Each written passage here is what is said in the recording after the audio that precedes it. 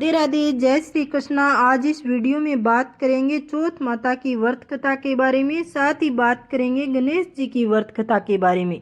तो पहले बात करते हैं चौथ माता की व्रत कथा के बारे में।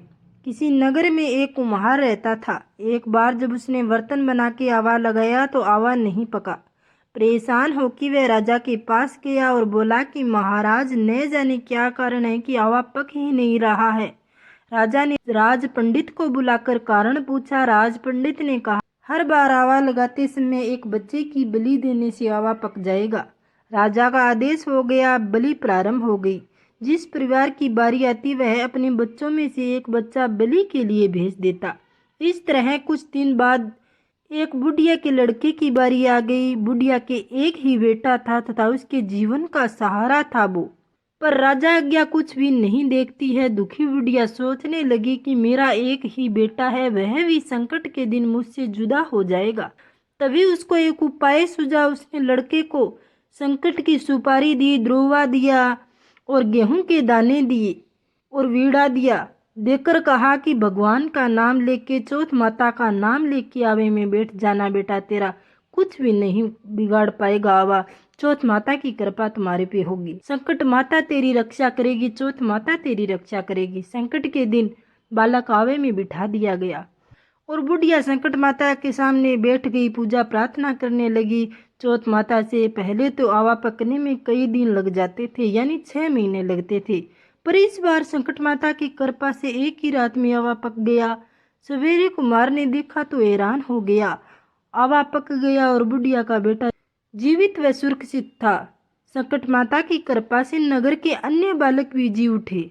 यह देखकर नगरवासियों ने चौथ माता की महिमा स्वीकार कर ली। तब से आज तक संकट माता की पूजा यानी चौथ माता की पूजा और व्रत का विधान चल रहा है। इस कथा को कहने और सुनने से सौभाग्य की प्राप्ति होती है, पति की लंबी उम्र होती है, बेटे की दीर्घायु होती है और जीवन में खुशियां ही खुशियां आती है। तो इस कथा को आप जरूर सुने। तो बात करते हैं गणेश जी की कथा की। एक बुढ़िया थी, वह बहुत ही गरीब। उसके एक बेटा और बहू थे। वह बुढ़िया सहदेव गणेश जी की पूजा किया करती थी। एक दिन गणेश जी प्रकट होकर उस बुढ़िया से बोले, बुढ़िया माँ, तू जो मांगना चाहती है मांग ले। बुढ़िया माँ बोली, मुझे तो कुछ मांगना भी नहीं आता, कैसे और क्या मांग लूं।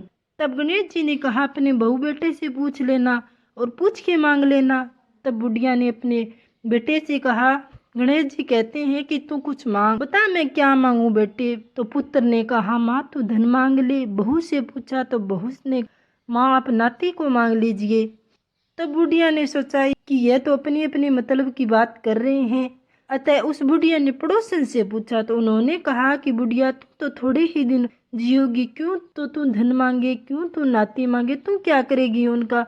तू तो अपनी आंखों की रोशनी मांग ले, जिससे तेरी जिंदगी आराम से कट जाए। इस पर बुढ़िया बोली, यदि आप प्रसन्न हो तो मुझे 9 करोड़ की माया दे, नीरों की काया दे, अमर सुहाग दे, आंखों की रोशनी दे, नाती दे, पोता दे और सब परिवार को सुख दे, अंत में मुझे मोक्ष दे। यह सुनकर गणेश जी बोले, बुढ़िया माँ तुमने तो हमें ठग लिया। फिर भी जो भी तुमने मांगा है वचन के अनुसार सब तुम्हें मिलेगा। और यह कह के गणेश जी अंतर्ध्यान हो गए। उधर बुढ़िया माँ ने जो मांग लिया वह सब कुछ मिल गया। हे गणेश जी महाराज, जैसे तुमने उस बुढ़िया माँ को सब कुछ दिया वैसे ही सबको देना। कथा कहने और सुनने, उकारा देने मात्र से इंसान को मोक्ष की प्राप्ति होती है। गणेश जी की कथा सुनने से अंधर भंडार भर जाते हैं, घर में रिद्धि सिद्धि आती है और बेटे की दीर्घायु होती है। वीडियो अच्छी लगे तो लाइक शेयर सब्सक्राइब जरूर कीजिएगा। कमेंट बॉक्स में जय श्री गणेश, जय चौथ माता जरूर लिखिएगा। बेल आइकन को भी प्रेस कीजिएगा ताकि आने वाले वीडियो का नोटिफिकेशन आपको मिले। धन्यवाद।